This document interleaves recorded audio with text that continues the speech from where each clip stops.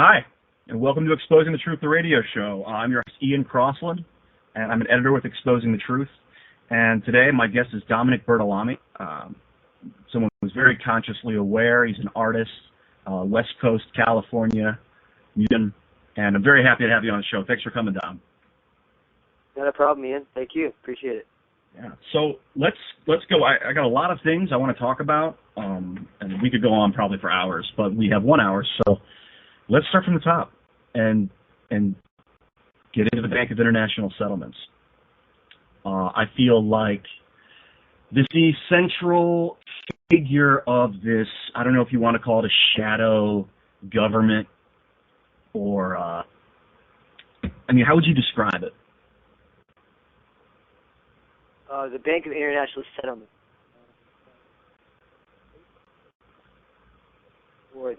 For the central banks. It's the bank for the global banking system.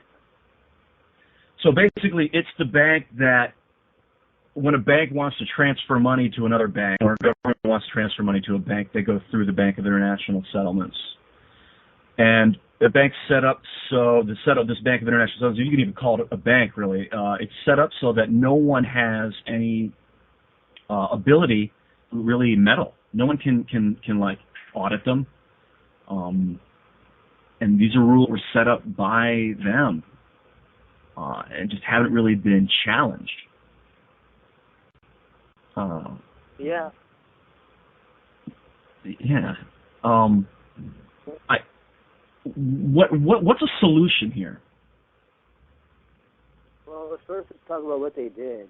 And what they did is they set up a globalized network for the regulation of energy. And that means that we have a system, we have an economy that is run on this monetary system. And this is done by choice because there are many options for trading between countries, and there's many options available. But this is the system that's been set in place. And what they've effectively done is taken the authority upon themselves to regulate the monetary policy for the entire world. And when they do that, when you work in a system creating the perpetuation of the monetary system, you in effect have total control of how the system flows and how it is controlled and where it goes, where the money is spent, how it is spent, and the agenda can be clearly seen if you look at how the money is spent, where it's spent, who's spending the money on what they're spending money on.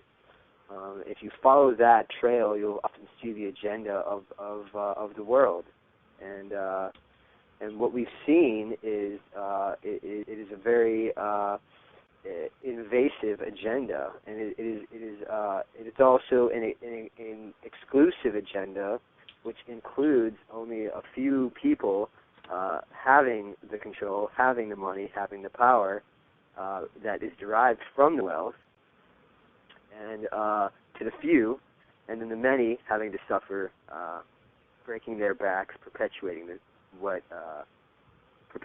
that system, basically. So I was thinking the other day, actually, this came across my mind. It was basically like they're holding a carrot out and leading us, thinking that we're being led to a carrot patch, when in reality they have no intention of taking us to a patch of carrots. They're just using it to trail us along. Right. Well, that's the thing, I believe, is that they have their interest is not humanitarian. It is purely monetary. So then in their decision making, they're not even thinking about what is best for the human species or the human condition or the majority of people. They're thinking about what is going to line their pockets more, how they're going to make the most money. So morality in that issue goes completely out the window. You say that again? The morality is what? plurality in that set, in that issue, in that frame of mind, it goes completely out the window, because you're not having to be responsible for anything, you know. Yeah, they basically thrown humanity under the bus for self-interest. Right, exactly. And is it sustainable? Do they have total control? This is what I wonder. Like, have they built a system that they can't control, but they're just hanging on as they can? Like it's a bull that's raging faster and faster. Do they have a kill switch? Well, I believe that, you know, honestly, you know, nobody has the full picture, and that's like and there's a reason for that. You know, nobody has the full idea of what's going on. The full picture. We just have pieces of the picture. You know, you can get information here and information there, and you can research as much as you want, but the full picture is being withheld, and that is a large problem. Because if nobody really knows exactly what's going on or exactly how the system is regulated, or you know, there's just question after question, you're not going to really. You're just going to keep spinning in circles. You're not really going to find the answers that you're looking for. You know, you'll be able to see the problem as a whole, and you know, you'll be able to see the problem by connecting the dots, but you won't be able to necessarily find effective solutions because you're not able to look at the whole picture. You know. They have it set up so that they're making money. They're making what are they controlling resources? It's the same guys that own the oil companies have built these banks to basically monopolize the funds that control the product. We have the Rockefeller family, the Rothschild family, the Carnegie family. I think the Koch brothers have a lot of money. I don't know really if they're involved in, you know, the Bank of International Settlements itself. Right. Well, that's the thing is you find that if you do the right research and you look close enough, you can find that most of the people that are running certain corporations are also running certain, you know, the connection is always there, you know, and that's the problem, because I mean it's obvious. It's an obvious problem. I mean it's kind of problem you don't have to keep on it. I don't have to sit here and explain because it's obvious when certain people are given a certain amount of capital, you know, to deem to do with it what they deem necessary, what they want to do, then that's exactly the shape of the picture. That's how it's going to look. That's how it's going to play out. And if you see it and you look at it, it's the same picture from all angles. You know, whether you're looking at the International Monetary Fund, you're looking at the Bank of International Settlements, or whether you're looking at, you know, Boeing or the military-industrial complex, or you know, in the United States the banking system, the Federal Reserve. The Federal Reserve, exactly. You know, it's obvious. It's once you're able to look at it, it's very obvious. I mean, that there is a direction that it is going, and it is all very. It is a planned direction. It's not just haphazardly happening. It's not that this is just like the way. It's not an organic. It's not organically growing as it should. It's being forced. It's a forced growth. It's being forced. It's a forced direction. It's being forced into a certain direction.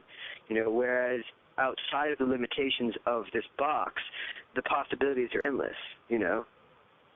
Yeah, I agree. I'm thinking about like energy, and they keep us. You know, you can't get more energy out of a system than you put into it, but you can create a system that gives you more energy than you. Oh, it gives you energy in a way that stimulates your system more effectively. Like the sun. The sun is constantly giving energy. Like our economy could function like that. It could be instant growth and a constant dissemblement.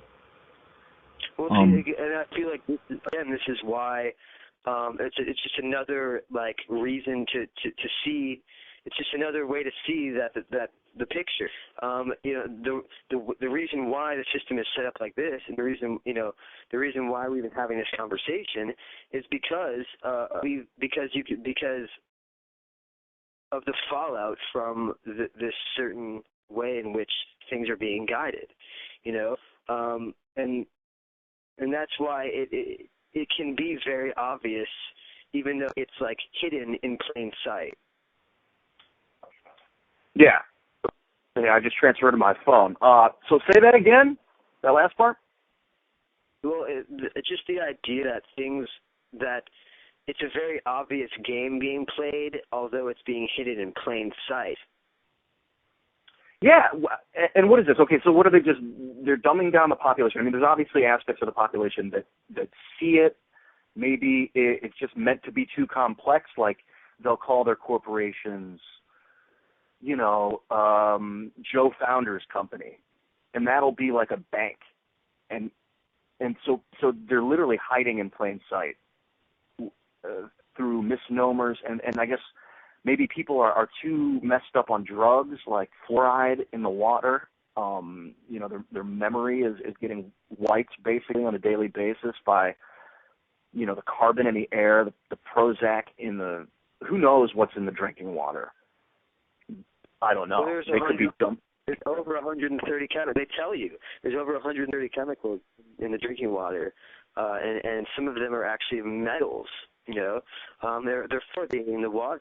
Fluoride is not meant for human consumption. It's to that the genetically modified foods and the toxicity, the proven toxicity of genetically modified foods.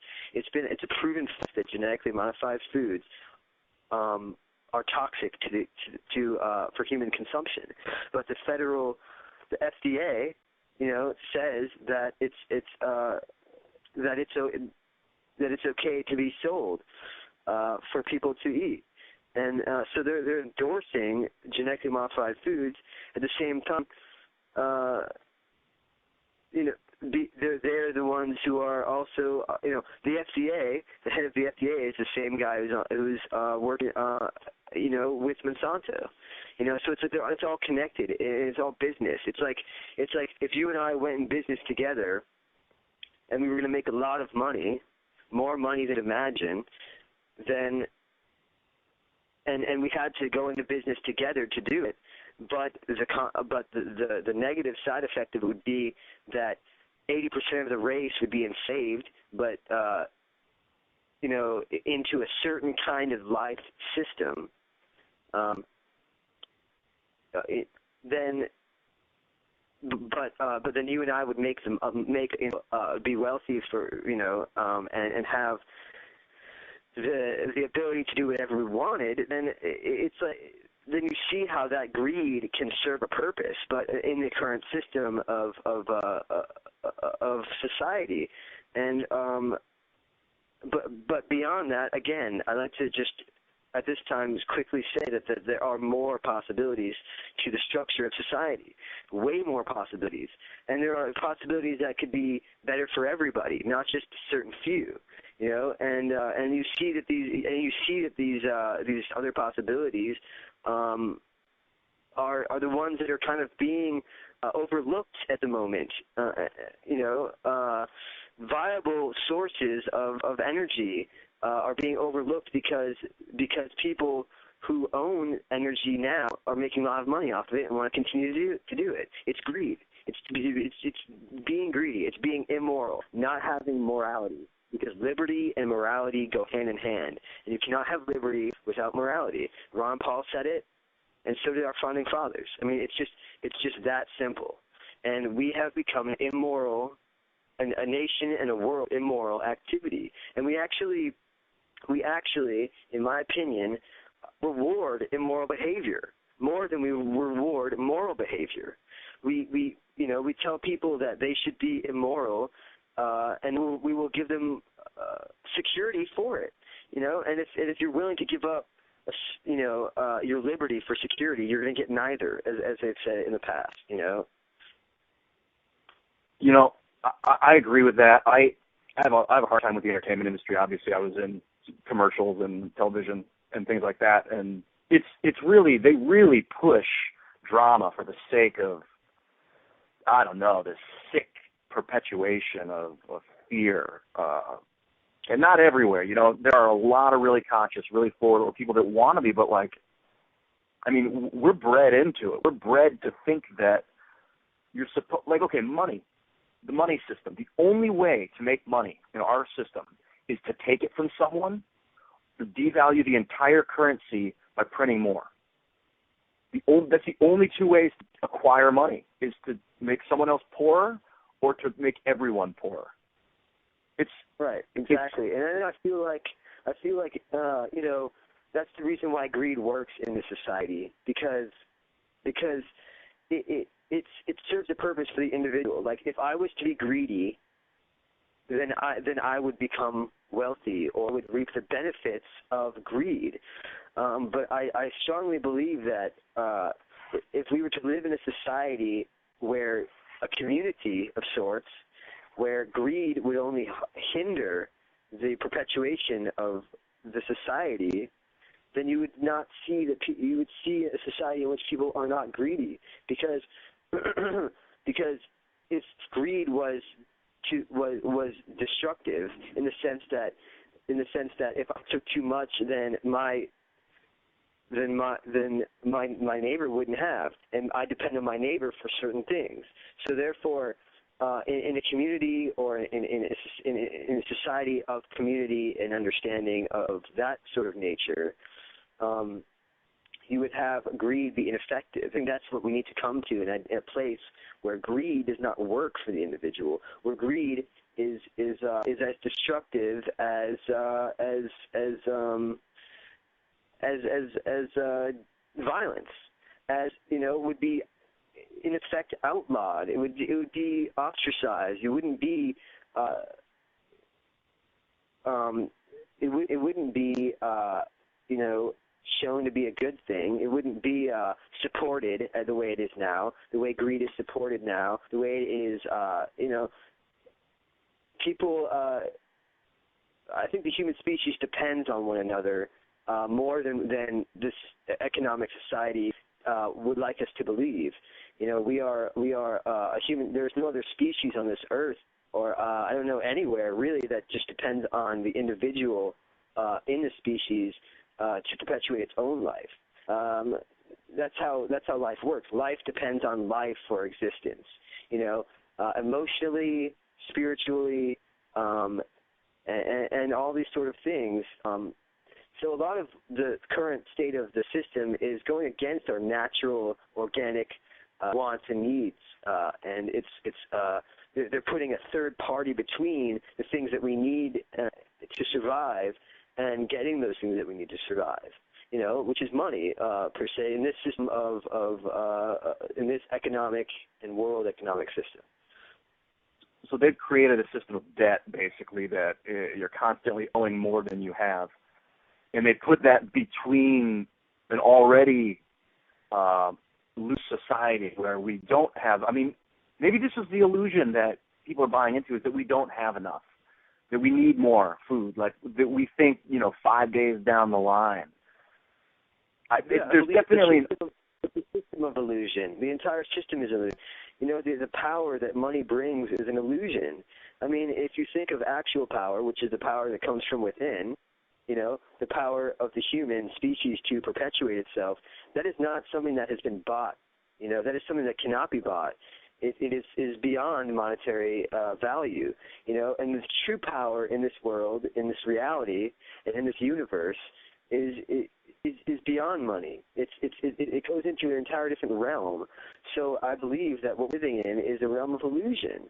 To think that money equals power is an illusion, but we have people living that reality every single day, and they're living the reality that the money is what is bringing them the power, and extending from there. You know, various ideas in various instances from that core belief, and I just believe that it's as you said, it's not perpetuating anything. It's short term, short lived, and as we can see, there's major problems in the system that are showing itself now and they're scrambling to figure out how to perpetuate their system going, which is an inorganic system, you know.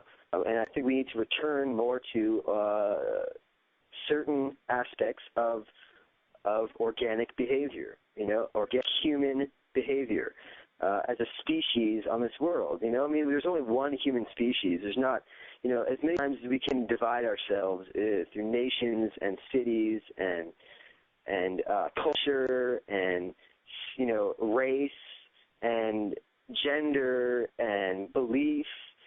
We're still one human species, and this is something that I think we need to remember. A species that depends on each other for survival, and without each other, we are doomed to fail as a species.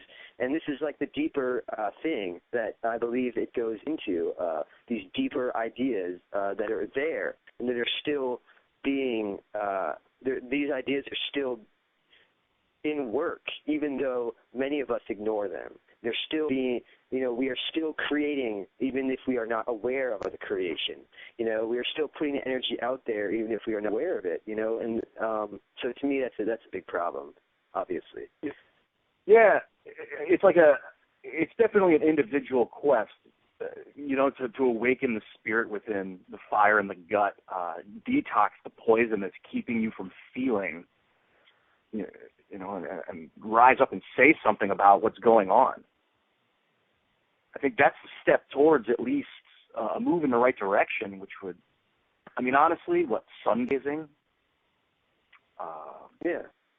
That's a start.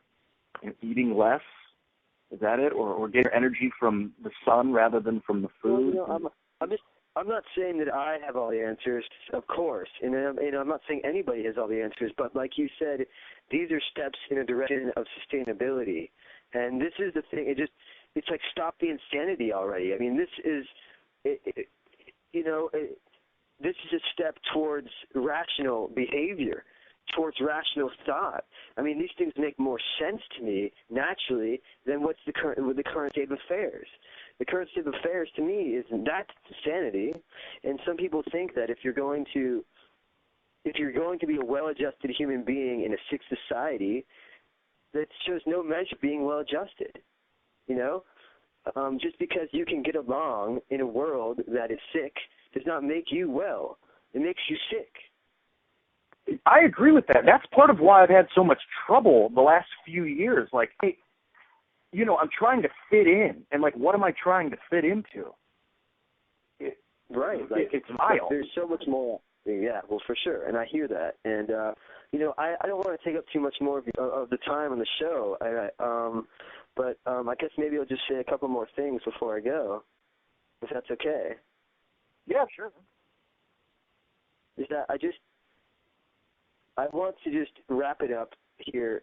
You know, I've said a couple things, and, you know, but the main thing I want to stress here is the fact that there are possibilities beyond what we have going on already. Beyond that, there are things that are deeper in this world that are not involved in the economic and monetary system. I'm not saying I have the answers for what will be next, but I say that the only way we can get those answers or get to a place where we can even think about those answers, or to a platform where we can even begin to heal the smiths of what is going on, is we need to face it, and we need to realize that nothing will ever change if we don't accept it and then move from there. We have to see it for what it is, call it like it is, and come at it from a rational standpoint, and because we're so emotionally invested, we need to let go of our ego and say, okay, you know, it's okay to make mistakes, and that's the thing. It's okay to make mistakes, to accept the mistakes, but it's not okay to perpetuate mistakes. If you realize that there's a mistake, you fix it, and that's the thing. Is that as hard as it may be for the human species to accept its own flaws and its own flawed reality at this moment, it would be even crazier for us to perpetuate the flaws. You know, and that is all up to the individual. It's about the individual accepting that morality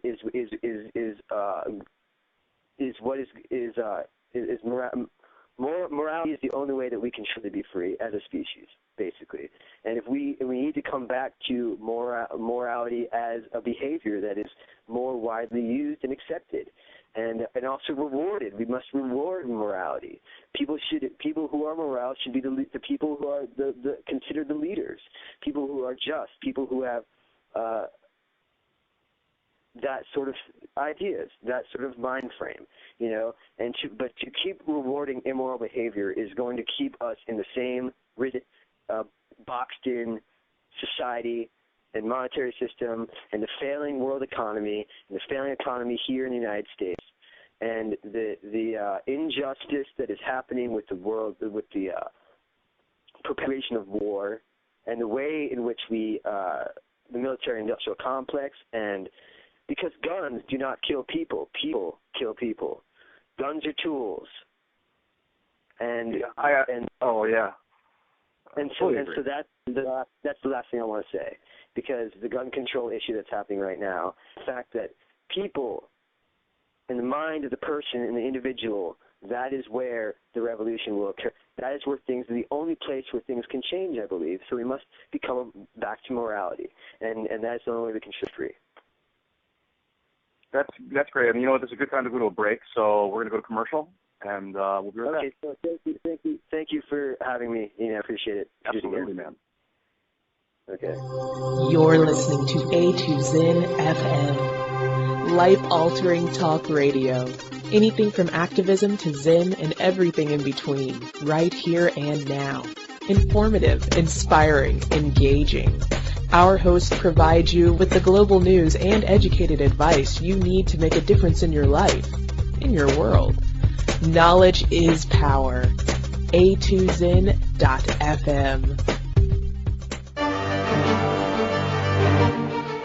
Exposing the Truth Radio intends to be as open and uncensored as possible. Freedom to express unpopular views is key to global evolution.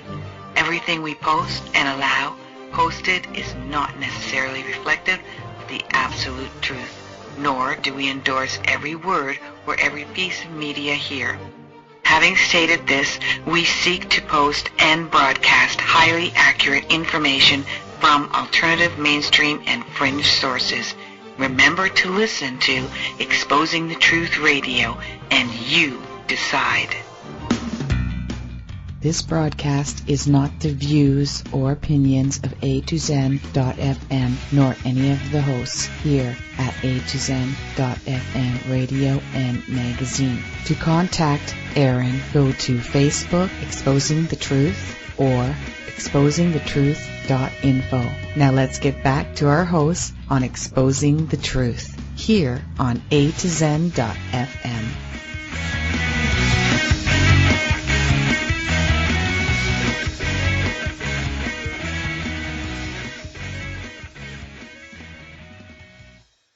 Hi, welcome back to Exposing the Truth Radio. This is Ian Crossland. I'm your host for the day. Thanks, Aaron, for having me on. Thanks, Dominic, for coming on. Dominic Bertolami, a lot of intelligence in that man. It's always great to talk to him. I can listen to him for hours. So what's on the agenda? Well, it's not Agenda 21. That's something else. If you haven't heard of that, look it up. It's kind of scary. It's just another concept. I don't even like calling them globalists. I don't like limiting what these people are that are making these decisions, but it's people that elevate to a position of power through influence and money, and then want to keep it going. And this Agenda 21 is kind of like it's borderline genocidal. It's like they're talking about population density control. It's all about. It's a lot of scary things. I don't have the papers in front of me, but I urge you to read about Agenda 21. It's kind of freaky, and hopefully, I don't think it's something that's going to come up on the table that we're going to be have to vote on. It may be something they're just going to try and push through. And find out. And speaking of things that get pushed through, the U.S. Congress ended up pushing through this internet. They were going to not spy on people. Basically, they were putting through a bill so that they had to continue to have a warrant to read people's emails, and then at the last minute, they changed that and just kind of let it go through. This is the problem with a representative democracy. Now, these are my opinions. Like we say, these do not represent everyone. This is very much my opinion. We do not need a representative democracy. We have gone overboard, putting power into other people's hands. No one can tell you what you want. No one can do the best thing for you. Only you can do that, and you have to do that. That's the way reality functions. So I personally feel like the House of Representatives is past its prime. I mean, in the 1700s when it was built, it made a little bit of sense because people didn't have internet, they didn't have telephones, they couldn't connect to the center. Now everyone, well, arguably a large amount of people can connect to the center, but we put these people there for us that basically lock us out, and then now they can write the laws. So the way the American government is set up is that these people, these representatives that we're forced to put into office, basically write the laws. They basically come up with what laws they want to write, or some corporation gives them a law that they want to be passed with a $10,000 envelope or however they earmark or whatever they give them, and this is legal. And then the representatives put it through. It really infuriates me. Sorry, I was just muted just there. So the House of Representatives basically takes these laws and puts them into the Senate, and then the Senate has a chance to change them. Mike Gravel, was a U.S. Alaskan senator. He ran for president in 2008. Was interested in putting forth this proposal called the National Initiative for Democracy. And this is a proposal that would create a council of 50 people, basically representatives from every state in the United States, and it would become a fourth branch of the government, along with the executive, the legislative, and the judicial branch. And this fourth branch of government, basically the peoples representing themselves, would be able to create and pass laws into the Senate.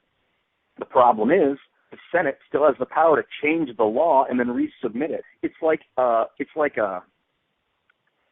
monopoly on power, on thought. They've monopolized the ability to create laws. And this is where the real power lies with democracy, is building a law, not voting on the laws. It's deciding what laws are going to be voted on. If it's a good law, it will pass, guaranteed. If enough people hear it and it's a good law, it's a no-brainer. So we have all these messed up laws that with tacked on pieces of this and that, and it's buffoonery. It really bothers. And short of an all-out revolution, I don't really see a change coming, except for a bankruptcy, like a mass global bankruptcy. That could start it. In Iceland, what did they do? In Iceland, they decided they weren't going to take it anymore. They were done owing their government. The government was nickeling them and diming them and taking more and more and just driving them. They were like, you know what? We're not paying the debt. And this political party came about that basically in charge of it, and they would wear orange shirts. And so, the riots broke out because there was so much poverty in the country and there's so much instability. And basically when it came down and it really started hitting the fan and people were throwing rocks and bottles at the police, this political party with their orange shirts would walk out and step in between the people throwing the glass and the police and protect the police. And we have to do that. We're all on the same level. Even the politicians, if they see a better option, they will take it. No one wants to screw the world, but people are so blindly motivated by self-perpetuation that sometimes it can be hard to remember that the guy next door might be hungry. And obviously, I don't advocate being about other people all the time, but we really probably should, because like Dominic said earlier in the show, you're not going to get very far by yourself. You know, I've seen Castaway. You know, I played volleyball. I want to kind of move away from this topic, but it's impossible because it pervades every aspect of our culture. Media, I mean, it's the drive for power and money. I think that obviously power comes from within, and you can empower yourself, and you can be happy. But if you want to get away from, you know, the monetary system, it's a real effort, and you have to stay moral. I mean, it's a vigilant task. You're always going to have to remember to be good. We all have to do that, inevitably. That's the only way out of this mess, but we're not actually getting out of it. We're just continuing it, right? I don't dislike currency, the idea of currency. Like, money is currency, right? And electricity is currency. They're two different aspects of the same word. So what's the next evolution of currency? Is it going to be a type of electromagnetism? Are we going to be able to grow? We're already growing meat, stem cell meat. In laboratories, I mean, we're going to be growing food. We're going to be growing our meat. We're printing right now, plastic printers. We can print computer pieces and parts, and soon we'll be able to print clothing. And, you know, it's more about, can you get the code to plug into your computer to print your desktop? So that's when information becomes the real power. And I think we've already entered that level of society. I kind of want to change the topic here because I got a lot of things I want to talk about. Well, we're going to want to talk about Alex Jones. Did you see that show? I watched him on Piers Morgan the other day, and he went insane, basically. He let himself go crazy. And there's an argument to be said, and a friend of mine, Bill, actually said, if you have an opportunity to get on the mainstream media, go insane. I mean, let it loose. Make it memorable. Make people tune in. And that is there's definitely something to that. If you go on there and half-ass it, you know, it may just get swept under the rug. But at the same time, you got to listen to your opponent. I mean, I think it'd be intelligently shocking. And Alex, though he makes some good points, you know, I think he lets his anger take hold and kind of polarizes it. Maybe that's just his job to polarize. You know, not everyone's going to be liked by everyone. But if you haven't seen it, it's the CNN. Piers Morgan had Alex Jones on CNN, and it's a pretty invocative 15 minutes. I suggest you go check it out. But I want to mind because there are a lot of problems in the world, but I think there's a lot of solutions too. And let's talk about a big problem. Maybe people don't necessarily see it as a big problem. I think this is a big problem, is the food industry.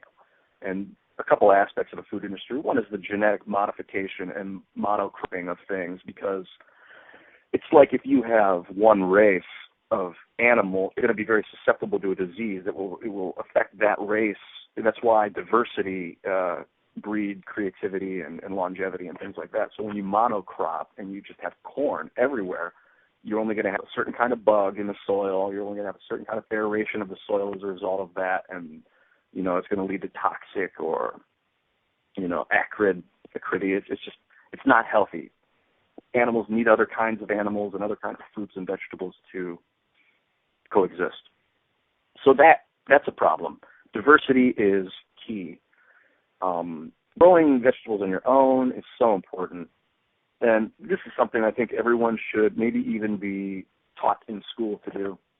I have a lot of issues with the school systems and the way that they teach people. It's almost like a military academy. You know, you go in from this point to this point, sit there, say that, do this, do that, stand, hand over heart. Here's how you count money. This is valuable in life. Now you're supposed to go to college. Now you're supposed to get a job. It's a little messy. I'm not a big fan of that. But okay, I want to get back to the food industry, because another aspect of the food industry, I think, is a big problem, is the way they treat animals. I am not a vegetarian by any means. I'm not a vegan. I love vegan food and I love vegetables, but I like the taste of meat. I like the feel of it in my body. I feel rejuvenated when I have some meat in my body, but I cannot fucking stand, and pardon my language here, the way that animals are penned up and shot in the neck with a bolt after they're led through this little passageway, or beaten with a club, or hung upside down and get their necks slit and jacked open so that they can bleed out as they are screaming. Check out meat.org. I mean, you can watch videos of these animals getting ripped to shreds, and if you haven't, do it. You owe yourself that. You have to see these things. Do not live in ignorance. Awaken. We are growing meat in laboratories. Like 8,000 BC, they learned how to grow vegetables. They no longer were, had to adhere to the rule of apples come from apple trees. And if the apple tree is growing there, that's where the apples are. They learned how to start to grow them for themselves. And it sparked this new evolution of humanity. All of a sudden, humans were able to settle down and form culture and society. And this is all because of basically farming. And we are at that level now. We're at that next step of evolution where we're going to grow our meat rather than kill animals. And it excites me. And I will be one of the first people in line to eat that meat. And I will grow it, and I will talk about this often. I'm a very big fan of this concept. You can grow meat in space. We'll have our meat makers. Who grows the best meat, who makes the best. It's on the way. So get ready for it and have an open mind. Another, solution here, well, there's a few, but one is we need some sort of global internet. We need satellite internet everywhere, 4G, 5G, 6G, everywhere. Pacific Ocean, 5G, just spanning the globe. You need to be able to and one thing that maybe could put you off is that if there's internet everywhere all the time, there's a chance you're going to be tracked all the time, but at the same time, no one should be denied access to information. You're going to become self-empowered as a race from the least expected more than once. And, like these girls in Africa built this urine-powered generator that basically hydrolyzes is that the right word? Hydrolyzes the urine and creates like 6 hours of battery power from a liter of urine. They won a science contest. Look this up, the urine-powered generator. It's real. We can carry sacks around in our pants and just constantly be peeing into them to heat our bodies. I mean, the possibilities are endless and a little gross, but nonetheless. But we need internet places so people can reach this stuff, because these are some girls in Africa. And I don't think anyone really thought that a urine power, like the next step of a battery, of generator or something, was going to come from there. Maybe, who's to say, but things like that. But at the same time, we need to focus on water, pure water. We have the technology that can take the hydrogen and the oxygen from the air and create water. And it can be solar powered. And the military bought the patent and basically has it. There's companies that have built these things. If you look up and look for these machines, they exist, but I know that the patent's not free. Now, this is one thing about free information and about open source technology and Creative Commons art and things that are free to everyone, is that once you make a patent free, no one can own it, and everyone can own it. So what you do is you patent something that will save people's lives, that will save the lives of the population of the planet and beyond, and you make it free, and you don't do money. And then it's free, and you'll be remembered, if you even care, for the rest of humanity. I mean, for billions of years. I don't even think it's about that. I don't think it's about getting credit. Who cares? If all that matters is that if you're born, that you're in a world that is working. And that is right there. It's happening. It's just not always happening. And it can. It takes a little bit of effort from a lot of people. What things? Oh, okay. I've just got this huge list of things. Meditation. Do you meditate? Because you can and you should. It's easy. You just forget. You just let your mind go. Let it clear. And when that thought comes in, let it go. And then another thought will come in. Let it go again. And then let it go. And all of a sudden you might realize you're thinking about something, and let it go. And just remember to let it go. And all of a sudden you'll be going 5 or 6 seconds without thought, and that's meditation. And everyone can do that. I don't like to talk about fear-based things. A lot of times, though, it is the tails to my head. And yeah, the American economy, the global economy, it's jacked up. You know, this interest is what is it called? Usury, I think, where it means that we owe more than we have, and we're always going to owe more than we have. So the government has basically, I think it was in the 60s, what it's called special drawing rights, and it's basically a global currency. So look into it. Don't feel like you have to put money in the bank. Don't feel like you have to save your dollars, because those dollars are devaluing as we speak. Buy metal like gold and silver and platinum and palladium. Palladium is one of the most unique elements. I mean, each element is unique, but the outer two valence shells of the palladium have 18, they're full of electrons. It's like this electrocushion. So if there's anything that's going to protect you from fluoride and electronegative chemicals, which are chemicals that pull electrons off of, and fluorine is the most electronegative chemical, the most likely to rip electrons away from something else. If anything's going to protect you from that, it's going to be palladium. Mark my word, in the future, palladium will be worth more than gold. But invest in that. Invest in other currencies, diversify, maybe invest in the special drawing rights. I think that's maybe what the economists want you to do, is to sell your dollars and buy these drawing rights, but it's just, it might be a little safer in the immediate future for your personal economy. Oh, hey, get this. So talking about meditation, I'm just rolling on the concept of meditation. I watched this Mayan physicist. This was before December 21st. I watched it. It was like early December. A friend of mine sent me this video. Check out. His name is Actah. It's Actah.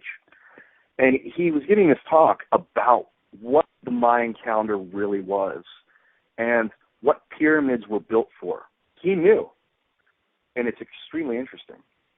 Basically, the Mayan calendar is a calendar that is built on eclipses. So that's how the calendar works, is eclipses. And December 21st was a galactic eclipse, when the sun becomes between the Earth and the galactic core. And there's this heightening of energy. Every time there's a galactic eclipse, this energy flies through the sun and is like super magnified.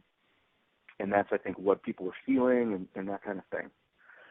So, you know, not necessarily related exactly to that, but so they built pyramids have been built throughout time. And this is what he says. Basically, with these particle accelerators and things like that, there's all sorts of energy flying through the Earth and the universe all the time, you know, and it's colliding, and protons are flying this way and that way. And when there's a collision, protons fly off, and they're drawn towards the Earth's core because it's highly negative. It's a lot of electricity in the Earth's core. It's very magnetic, and it pulls positive energy towards it. So it pulls protons towards it. Once that happens, the protons are immediately repulsed by the protons in the core, and they're fired out past the Earth, out into the atmosphere, and it's extremely destructive. They rip through people. So they built pyramids basically to focus these protons that are repelling out of the core, and they say, I don't know, that you only need 9 or 11 people, I think 11 people to get together to meditate to produce this effect. But this is why they would build pyramids, is to hyper-accelerate these protons and keep from causing volcanoes, you know? I mean, they look just like volcanoes. They're just man-made volcanoes, and there's energy flying off the tip of them. I thought that was very interesting. I have a few more things to talk about. You know, it's interesting doing a radio show by yourself. I suggest you do it at some point in your life. Where are we at here? Yeah, I wrote a bunch of things down. Combustion. How do you feel about that? I like it.